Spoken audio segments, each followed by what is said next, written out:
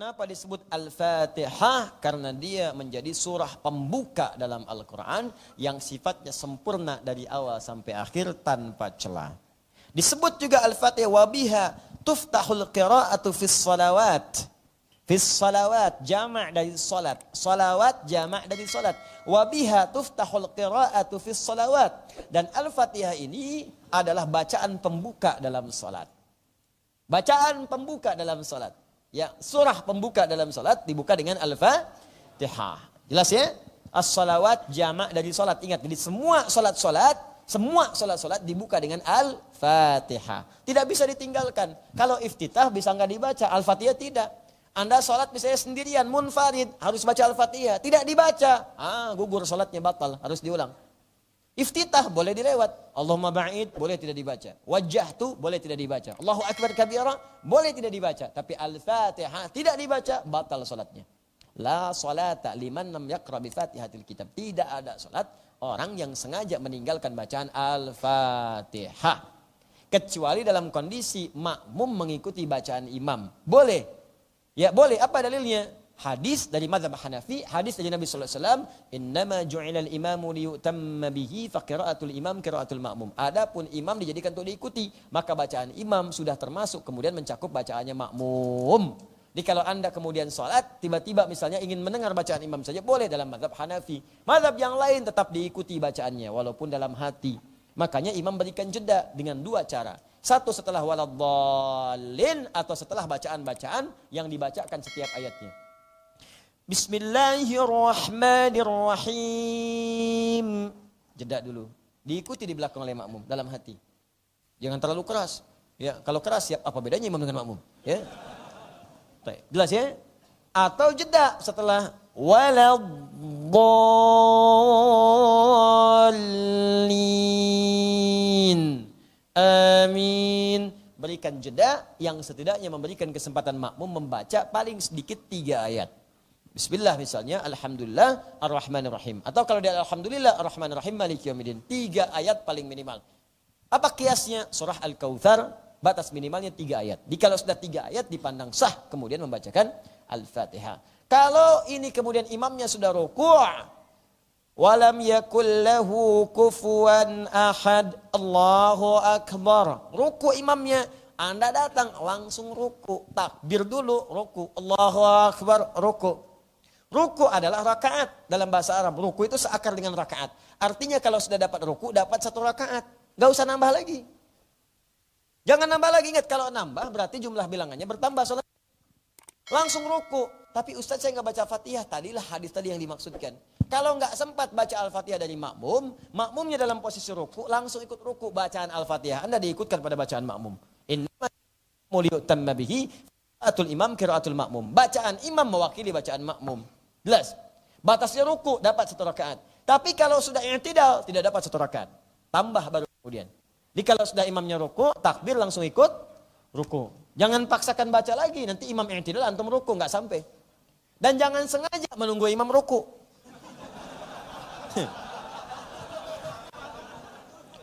Alif lam mim dzalikal kitabu la raiba fi. Panjangan. Tungguin aja dulu. Udah begini. Allahu Akbar.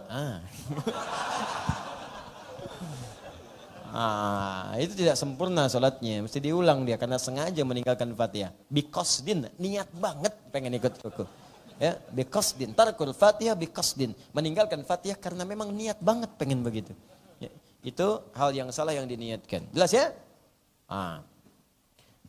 Kemudian wa yuqalu laha aidan ummul kitab 'indal jumhur. Ya, wa dzakarahu Anas, dan disebut juga Ummul Kitab. Jadi namanya banyak ini, ada Ummul Kitab. Ummul Kitab ini diantaranya tersebut juga di hadis Al-Bukhari, nomor hadis 4474. 4474. Sini langsung disebutkan di tahqiq di fonatnya. Jadi Al-Bukhari nomor hadis 4474. Nabi menyampaikan, kita bacakan hadisnya. An Abi Hurairah radhiyallahu taala anhu. Hadis riwayat sahabat Abu Hurairah, semoga Allah meridai kepada beliau. Ini yang saya senang dari tafsir Ibnu Katsir. Di ayat dengan ayat lagi dengan hadis dan seterusnya. Ya. Qala menyampaikan qala Rasulullah sallallahu alaihi wasallam Ada Rasulullah SAW pernah bersabda, Alhamdulillahi Rabbil Alamin, Ummul Quran, wa Ummul Kitab, wa Sab'ul Mathani, wal Quranul Azim. Ya, Nabi SAW menyampaikan, Alhamdulillahi Rabbil Alamin, maksudnya Al-Fatihah. Dikenal juga dengan surah Alhamdu. Ya, Alhamdulillahi Rabbil Alamin, itu Ummul Quran. Pembuka Al-Quran, wa Ummul Kitab, Ummul Kitab. Kemudian Sab'ul Mathani, 7 ayat yang diulang-ulang. Wal Quranul Azim, dan intisari dari Al-Quran. Di intisari Al-Quran, intinya ada di Al-Fatihah. Ya, secara singkat teman-teman sekalian, Al-Fatihah memiliki banyak nama. Ya, saya sebutkan di antaranya, di sini ada Ummul Quran. Wa yuqalu laha Alhamdu. Disebut juga surah Alhamdu. Alhamdu, karena di dalamnya ada kalimat Alhamdulillahi Rabbil Alamin. Wa yuqalu laha as-salah. Disebut juga dengan surah as-salah. Masya Allah, saking pentingnya Al-Fatihah disebut salat. Karena salat tanpa Al-Fatihah itu bisa batal salatnya atau tidak punya nilai. Ya. Liqaulihi sallallahu alaihi wasallam an rabbihi, berdasarkan hadis qudsi yang disampaikan Nabi sallallahu alaihi wasallam di Sahih Muslim. Maaf, di Sahih Muslim ya, ditemukan di Muslim juga di Al-Bukhari. Ya, ditemukan di Muslim juga di Al-Bukhari, juga di hadis-hadis riwayat yang lain. Qasamtu shalah baini wa baina abdi, dari Anas bin Malik radhiyallahu taala anhu qala Rasulullah sallallahu alaihi wasallam qala Allah azza wa jalla. Apa yang Allah firmankan di hadis qudsi? Qasamtu shalah baini wa baina abdi. Awas, hati-hati, ala nisfaini wa li abdi ma sa'al. Hadisnya demikian. Saya bagi salat ke dalam 2 bagian. Ke dalam 2 bagian. Awas, dan bagiku, bagi hambaku ada hak dan kewajiban. Kalau benar hambaku menunaikan kewajibannya, maka aku akan berikan haknya. Apa itu haknya? Apapun yang dia minta pada saat itu, aku akan kabulkan. Saya berikan rahasia. Ini di antara kita saja. Ada 4 posisi dalam sholat. Yang kalau 4-4-nya ini benar ditunaikan dengan baik, seketika doa kita akan dikabulkan langsung oleh Allah. Tanpa ditunda. Jika permintaan itu memang betul kita butuhkan menurut pandangan Allah, seketika dikabulkan. Bahkan ada orang minta yang kata orang mustahil. Ini sih hal yang mustahil dan hil yang mustahil. Tidak mungkin bisa terkabul. Secara medis nggak mungkin punya keturunan. Alhamdulillah. Secara klinis nggak mungkin punya anak. Suami sudah sepuh, fisiknya letih, rambut memutih. Istrinya, maaf ibu, divonis menopause dan mandul. Klinis nggak mungkin, secara medis mustahil. Tapi dia mengerjakan sholat, minta. Ada 4 posisi. 1 berdiri, 2 rukuk, 3 sujud, 4 sesaat sebelum salam. Benar Anda melakukan ini, dapat Anda anugerah dari Allah. Nah, apa diantaranya? Hadis qudsi tadi. Allah menyampaikan di hadis qudsi, kata Nabi langsung kepada kita, ini hadis sahih. Dibagi 2 sholat itu antara aku dengan hambaku. Jika benar hambaku menunaikan kewajibannya, aku berikan haknya. Qasamtu shalah baini wa baina abdi ala nisfaini. Awas, wali abdi ma sa'ala. Dan apapun yang hambaku minta, aku akan berikan. Apa setelah itu? Bagian pertama berdiri. Idza qala al-abdu, rahasia pertama. Satu aja saya bahas. Dalam berdiri. Idza qala al-abdu, jika hambaku berdiri membaca Alhamdulillahi Rabbil Alamin. Dia baca Alhamdulillahi Rabbil Alamin. Qala Allah azza wa jalla. Allah langsung jawab. Hamadani abdi, hambaku sedang memujiku. Wa idza qala al-'abdu ar-rahmanir rahim, jika hambaku berkata ar-rahmanir rahim, qala Allah azza wa jalla athna alayya 'abdi, maka Allah langsung menjawab hambaku sedang menyanjungku. Wa idza qala al-'abdu maliki yaumiddin, jika hambaku membaca maliki yaumiddin, qala Allah azza wa jalla majjadani 'abdi, hambaku sedang mengagungkanku. Wa idza qala al-'abdu, ini rahasianya. Jika hambaku sampai kepada bacaan iyyaka na'budu wa iyyaka nasta'in, ya Allah sekarang kami ibadah, sekarang kami salat hanya kepadamu saja. Wa iyyaka nasta'in, dan sekarang ya Allah kami banyak kebutuhan. Kami punya masalah ya Allah. Masalah rezeki ya Allah, saya punya utang, saya punya tunggakan. Saya terjebak riba ya Allah, saya terjebak rentenir ya Allah. Di rumah tangga saya ada masalah ya Allah. Dengan suami ya Allah, istri saya ya Allah, anak-anak saya ya Allah. Wa iyyaka nasta'in, dan saya mohon hanya kepadamu saja ya Allah solusinya. Saya minta ya Allah turunkan solusi. Kabulkan doa saya ya Allah. Saya mohon ya Rabb, saya minta ya Allah. Apa jawaban Allah di hadis qudsi? Beda dengan yang tadi. Perhatikan jawabannya. Hadza baini wa baina abdi. Inilah perjanjian antara aku dengan hambaku. Wali abdi ma sa'al. Jika hambaku benar, bacaannya sampai di sini, salatnya benar sampai bacaan ini, ma sa'ala. Apapun yang kamu minta sekarang, aku akan berikan, kata Allah. Aku akan berikan. Karena itu di situ ada rahasia. Nanti setelah sampai ke bahasan itu, iyyaka na'budu wa iyyaka nasta'in, saya akan bahas satu hal. Ada satu bacaan yang kalau Anda baca itu akan dikabulkan semua yang diminta. Kalau Anda membutuhkan.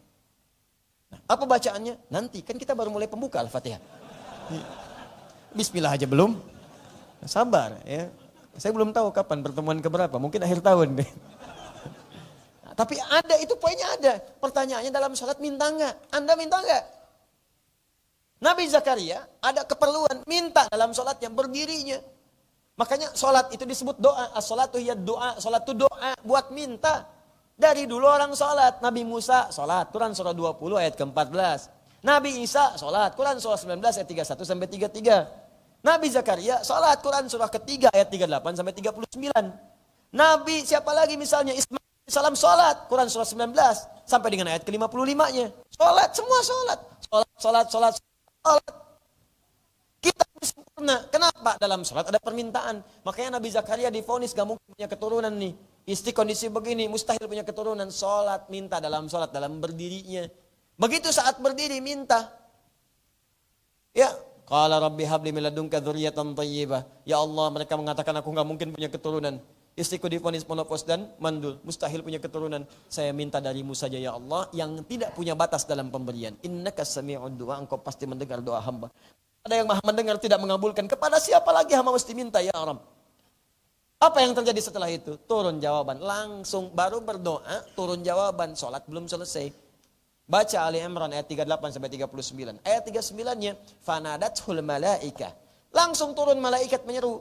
Yang paling penting untuk kita adalah kalimat setelahnya. Wa huwa qaimun yusalli fil mihrab. Sedangkan beliau masih berdiri dalam sholatnya. Berdiri dalam sholat. Sholat yang belum selesai. Masih berdiri. Baca bacaan dikabulkan. Annallaha yubashiruka biyahya. Allah kasih kabar gembira. Kamu akan punya anak. Bahkan namanya langsung dari Allah Yahya. Dari kata al-hayyu artinya hidup. Yang mustahil menurut manusia. Lahir dari rahim seorang perempuan yang monofos dan mandul. Bayi yang hidup kata Allah bagiku gak ada yang mustahil. Saya berikan jadi hidup. Kapan terjadi? Berdiri dalam sholat. Makanya saat kita berdiri muncul hadis qudsi tadi. Minta. Iyyaka na'budu wa iyyaka nasta'in. Kapan dibacanya? Saat berdiri. Enggak ada orang ruku baca iyyaka na'budu wa iyyaka nasta'in. Allahu Akbar. Iyyaka na'budu wa iyyaka nasta'in. Enggak. Bacaan ruku sendiri. I'tidal sendiri. Sujud beda. Di antara dua sujud lain. Tapi berdiri spesial. Iyyaka na'budu wa iyyaka nasta'in. Kata Allah, hadza baini wa baina 'abdi wa li 'abdi ma sa'al. Ini perjanjian antara aku dengan hambaku. Kalau hambaku benar salatnya sampai bacaan ini, aku berikan apapun yang dia minta. Lalu dia membaca satu bacaan. Begitu dibaca, diberikan semua yang dibutuhkan. Apa bacaannya? Nanti saat kita masuk pada pembahasannya, kita akan bahas itu. Ya. Jelas ya? Jelas sampai sini? Nah, jadi itulah rahasianya. Al-Fatihah juga disebut dengan as-shalah. Jadi kita itu diminta sholat, saking pentingnya Al-Fatihah, bukan karena dibacanya saja. Karena bacaan Al-Fatihah itu kalau benar, bukan cuma rukunnya benar, tapi berpotensi mengabulkan semua doa yang kita panjatkan sepanjang itu dibutuhkan. Makanya ditekankan baca Al-Fatihah, supaya doanya terjawab apa yang kita mintakan. Walaupun itu mustahil menurut pandangan manusia. Tapi jangan minta yang bermaksiat, gak akan kejadian.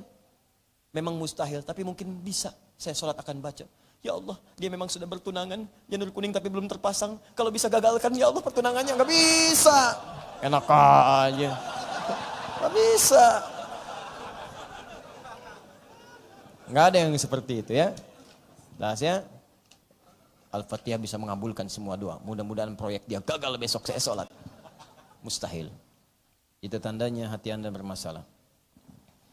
Dia disebut juga kemudian dengan asy-syifa. Lima rawahu ad-Darimi an Abi Sa'id marfu'an Fatihatul kitab syifaa'un min kulli summin. Ya, hadisnya ini maudhu' sebetulnya hadisnya disebut keterangannya, tapi ada keterangan lain yang menguatkan. Asy-syifa itu penyembuh, obat dari semua jenis penyakit yang dianggap sulit. Penyakit yang sulit itu ada dua. Awas, penyakit sulit ada dua. Satu, penyakit hati, maradul qalbi. Ini susah. Menemukan obatnya sulit. Obatnya cuma satu, cuma ada di Quran. Yang lain nggak ada. Demi Allah iri hati, dengki, dendam, nggak ada obatnya. Datang ke apotek yang paling dahsyat, Kimia Farma. Masuk rumah sakit, Cipto, RSPAD, sampai dengan kemudian ke Hermina, tanya sana, masuk. Dok, saya pusing. Apa gejala yang dirasakan? Kalau teman saya beli kulkas baru, saya pusing. Nggak akan bisa dituliskan. Dokternya tersenyum kemudian menuliskan. Pergilah ke apotek sana, tuliskan Quran surah sekian, surah 17 ayat ke-82. Perangkat. Cari apotek alisan mana ini? Pak, apoteknya cuma buka malam Jumat, Pak. Kamis di Masjid Alisan. Siapa Bu apotekernya? Ustaz Adi Hidayat. Misal, misal. Ustaz lain banyak juga, carikan. Dirujuk lagi ke Al-Quran, nggak akan ditemukan. Iri hati, nggak ada. Ya resepnya nggak ada, kecuali di Quran semuanya. Adanya di situ, makanya Quran disebut dengan syifa. Wa nunazzilu minal Qur'ani ma huwa syifaa'un wa rahmatun lil mu'minin. Quran surah ke-17 ayat 82, paling kiri di pertengahan. Jadi kalau Anda rajin baca Al-Quran, Anda akan dibebaskan dari penyakit hati. Bebas tuh. Awas hati-hati, penyakit hati itu tidak mengenal siapa pemiliknya. Jangan dikira koruptor misalnya, hanya koruptor saja yang punya penyakit hati. Hanya pencuri misalnya, tidak. Ustadz itu juga bisa kena. Kiai bisa kena. Penuntut ilmu bisa kena. Kalau sudah kena penyakit hati bahaya. Ustadz kena penyakit hati sudah. Jamaah harus saya saja, nggak boleh ke ustadz lain. Bahaya. Karena Anda tidak menguasai semuanya. Ketika Anda berikan fatwa yang salahlah semua murid Anda. Murid kena penyakit hati, bahaya lagi. Ustadznya bisa dimarahin. Ini aneh nih. Kalau sudah murid menyoal ustadznya, sudah nggak akan pernah dapat keberkahannya. Itu yang paling bahaya. Apalagi jika kemudian menyebarkan fitnah, menyebarkan ini dan itu, wah itu yang paling dahsyat. Itu dosanya banyak. Jangan cari masalah dengan ustadz lah, keuntungan nggak ada, dosa banyak. Pencuri pun nggak mau nyuri ustadz, nggak mau. Ambil tuh sendalnya ustadz, nggak mau, dosanya gede.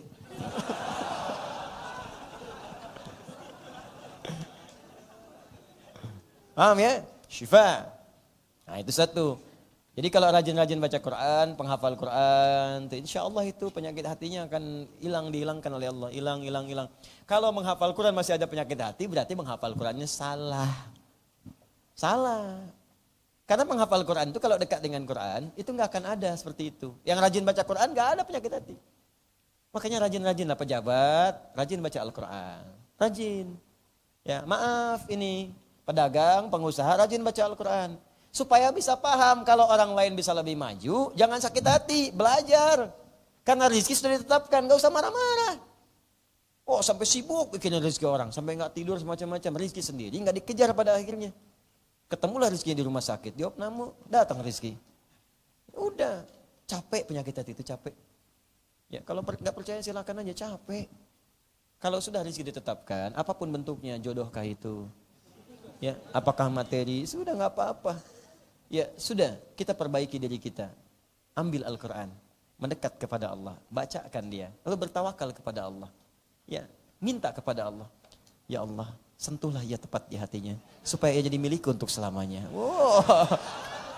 Catat. Sal. Paham ya? Nah itu asyifa. Yang kedua, syifa itu obat bagi penyakit fisik yang divonis tidak mungkin ada obatnya lagi. Penyakit fisik. Yang kali ini kan penyakit hati, ini fisik. Kepala fisik. Awas. Pundak fisik. Lutut fisik. Kaki fisik. Kepala, pundak, lutut fisik. Perut fisik. Sakit perut fisik. Sakit kepala fisik. Bisa macam-macam sebabnya. Ada yang misalnya musibah kecelakaan, ada yang kena binatang. Nanti dikisahkan di sini ada yang disengat kalajengking di zaman Nabi. Kalajengking Arab Anda bayangkan. Disengat tuh. Disengat kepala suku. Sekarat kemudian kena racun sudah menyebar. Sana sini cari obat gak ada. Cari tabib gak menyembuhkan. Tabib itu tobib. Bahasa Arab dokter. Tobib itu dokter. Bukan tukang obat. Tobibun itu dokter. Bukan tukang obat, ingat. Di tabib misalnya kan. Obat mujarab. Mujarab itu bukan obat yang manjur asalnya. Dari kata jarraba yujarribu mujarrabun yang sudah uji klinis. Yang sudah lolos uji klinis disebut mujarrab. Makanya ada dulu obat mujarrab, artinya obat yang sudah lolos uji klinis. Cobain pada tikus, cobain pada hewan ini, cobain pada hewan-hewan yang kira-kira ada sedikit kemiripan misalnya dengan manusia dari beberapa aspek. Cobain. Konsumsi oleh sebagian, bagus. Berapa dosisnya? Sekian, mujarab, sebarkan di masyarakat. Obat mujarab. Ya. Jadi kalau ada tukang obat katakan obat mujarab, ya di jalan-jalan pinggir tanya, sudah uji klinis belum? Kalau belum berarti bukan mujarab. Jelas ya? Tayyib. Nah, maka kemudian dicoba sana sini enggak sembuh. Sebelumnya ada rombongan sahabat mampir diacuhkan. Begitu nyari kemana-mana kemudian tersengat itu oleh kalajengking tadi, enggak ada yang bisa menyembuhkan, dikejar lagi lah kemudian rombongan sahabat tuh, rombongannya. Ditanya, adakah di antara anda yang mampu menyembuhkan? Satu orang angkat tangan mengatakan, insya Allah atau biiznillah, jika Allah berkehendak. Dibawa orang itu dibacakanlah Al-Fatihah. Dibacakan Al-Fatihah tanpa apapun, kemudian tanpa diulang-ulang berkali-kali pun. Sekali baca Al-Fatihah sembuh dengan izin Allah Subhanahu wa taala. Sembuh. Karena itu Al-Fatihah pula disebut dengan surat ruqyah. Ya. Raqqa yurak kita raqiyatan. Raqqa yurak itu mengangkat sesuatu yang sebetulnya bukan di situ tempatnya. Misal begini. Ini ada spidol nih di atas gelas. Ini gelas bukan tempat spidol. Bukan tempatnya, saya angkat kemudian spidolnya. Jelas? Raqqaitul qalam minal kub. Saya mengangkat ini spidol dari gelas. Raqqait, ya. Pekerjaannya disebut dengan ruqyah. Saya sedang meruqyah spidol supaya keluar dari gelas. Bismillahirrahmanirrahim. Alhamdulillah rabbil alamin. Ar-Rahmanir-Rahim, Maliki yaumiddin. Iyyaka na'budu wa iyyaka nasta'in, ihdinas siratal mustaqim. Siratal ladzina an'amta 'alaihim ghairil maghdubi 'alaihim waladdallin. Hilang. Allah berkehendak, hilang spidol. Paham? Nah, ini contoh saja. Ada penyakit tempatnya bukan di badan. Tempatnya bukan di kepala kita. Di kepala kita itu tempatnya pikiran.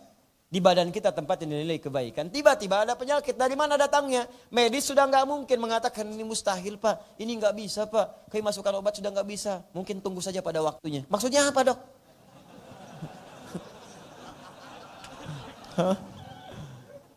Lalu kita beralih kepada Al-Quran. Dia wa yuqalu laha ruqyah.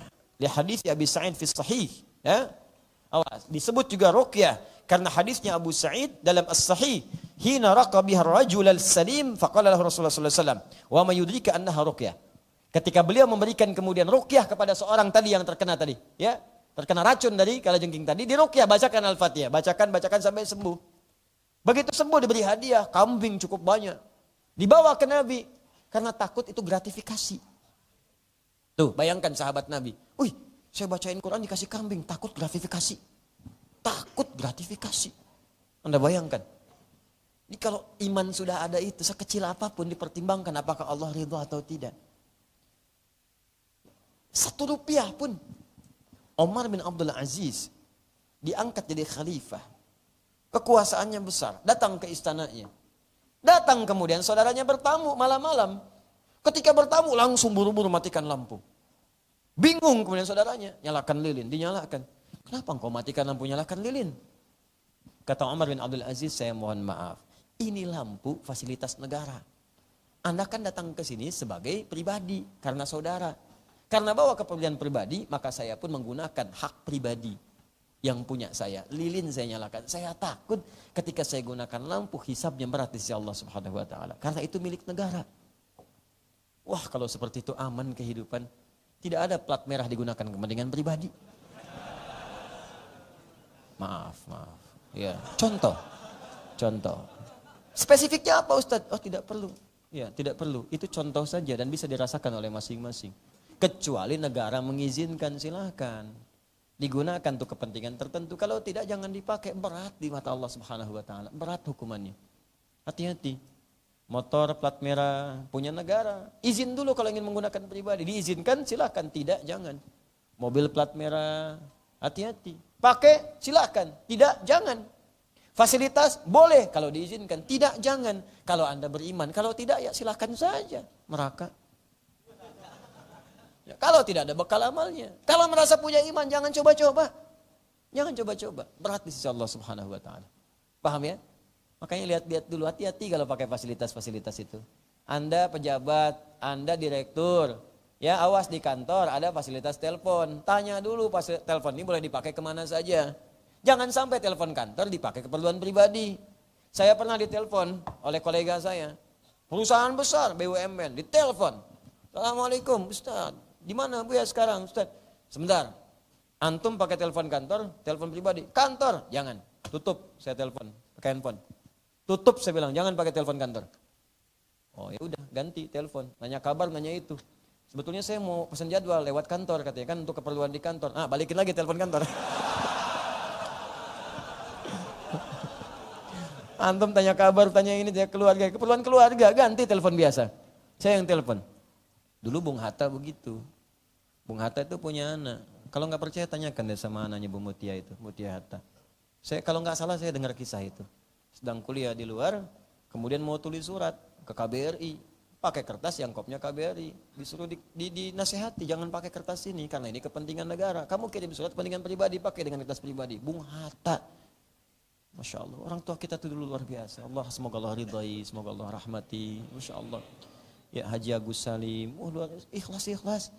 Makanya negara ini Allah Akbar harus dijaga oleh kita, cintai oleh kita. Jadilah ulama yang baik, jadi pejabat yang baik, jadi pengusaha yang baik. Supaya makmur ini negeri.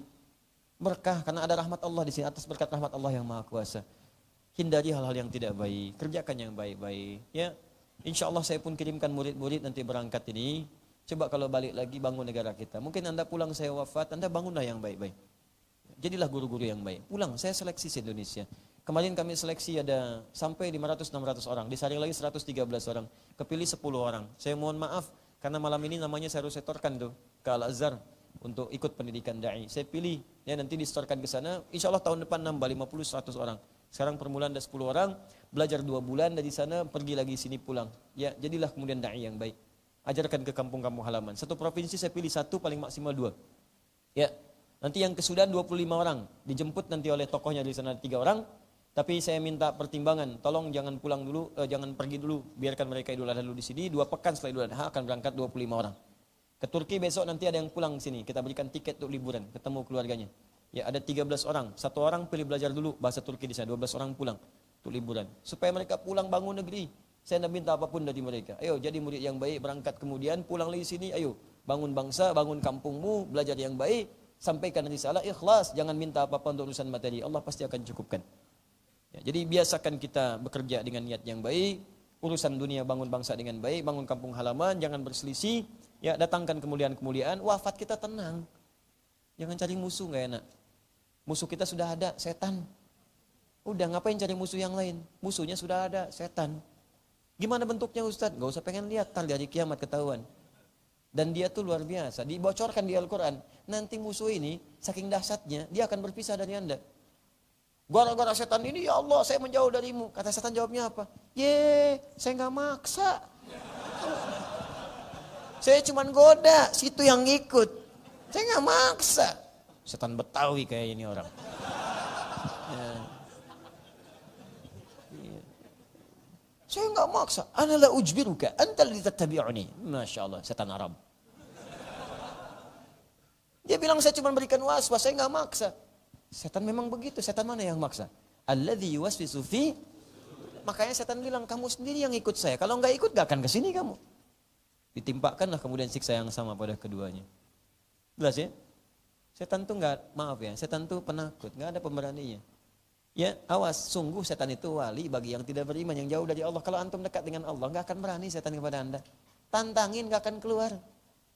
Saya waktu kecil nih, mau bangun tahajud, dibisik-bisikin, pesantren, awas. Dulu kan ada radio-radio Ardan itu kan, Bandung tuh. Kakak kelas kita suka kita lihat, tiba-tiba gitu kan. Mau keluar kamar, wah, tiba-tiba, di malam Jumat. Oh, ada pohon mangga, awas di pohon mangga, warna putih, rambut panjang, nungguin adi. Saya baru masuk, udah belajar silat, namanya anak kecil keluar, langsung saya bilang, kalau berani keluar, saya udah belajar jurus nih. Nggak keluar. Demi Allah saya katakan nggak keluar. Setan itu penakut kalau kitanya yakin. Demi Allah saya katakan nggak keluar. Kamu berani keluar, cuma bisa goda doang, ayo keluar. Nggak keluar. Gimana kalau keluar Ustaz? Lari. Gampang. Gitu aja susah. Gak keluar. Keluar ya lari. Selesai. Baca ayat kursi. Bacakan. Allahu la ilaha illa huwal hayyul qayyum. La ta'khudhu sinatum. Tapi dia enggak pergi juga Ustaz. Lempar dengan kursinya sekalian. Mari. Asasul Quran al-kafiyah al-waqiyah. Jadi disebut juga dengan Ummul Quran, Ummul Kitab, Alhamdu as-salat asy-syifa ar-ruqyah, Asasul Quran al-kafiyah al-waqiyah. Ya. Jadi itu di antara nama-namanya. Nah, saya perkenalkan dulu, ini baru perkenalan nama. Sekarang nanti rahasianya kenapa disebut Al-Fatihah dalam tinjauan makna, bukan dalam tinjauan lughah. Dalam tinjauan lughah dikaitkan dengan tuntunan dari syariat, disebut Al-Fatihah karena dia pembuka dari Ummul Kitab, Al-Quran, dan pembuka dalam salat. Tapi ada satu rahasia lagi dalam tinjauan makna. Kenapa disebut Al-Fatihah? Kalau kita bisa bahas itu, maka akan terbuka semua pintu-pintu kebaikan. Anda paham Al-Fatihah, terbuka pintu kemudahan rezeki. Anda hafal Al-Fatihah, terbuka pintu kemudahan solusi. Setiap punya masalah, gampang solusinya. Setiap ada masalah rezeki, datang dari sisi yang tidak diduga. Bagaimana cara membukanya? Itu nanti yang akan kita bahas di pertemuan selanjutnya.